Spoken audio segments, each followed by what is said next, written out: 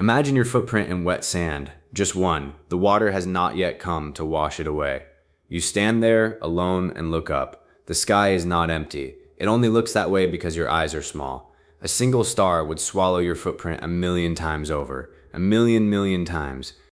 The star does not know your name. It does not know sand. It only burns, and has burned longer than every word ever spoken by every person who ever lived, all stacked end to end. Now imagine stepping back. Not walking, just stepping back in your mind.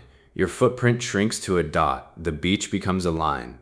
The line becomes a curve, and the curve is only the edge of something so large that if you walked toward its center at a full sprint every day without sleep, you would still be walking when your grandchildren had grandchildren.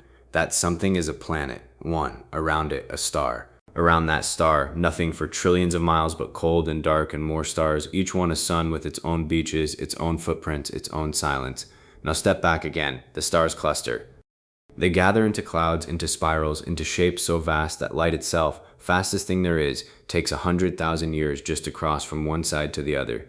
You could live 1,000 lives in that crossing and never see the other edge. Step back once more. Those spirals are not the end. They are grains. They cluster too, into filaments, into walls, into a web so large that the space between its threads is not empty. It is only waiting. And somewhere in one thread, in one spiral, in one cloud, near one star, on one curve, in one patch of wet sand, there is your footprint. The water is coming. It always comes. But for this moment, the footprint is there. Warm, real, pressed into something that has been here for 4 billion years and will stay long after the stars you see tonight have burned down to embers. The sky is not empty. It is full of endings so distant they look like light. And you are here, small enough to feel the sand between your toes, large enough to wonder at it all. That is enough. That is more than enough.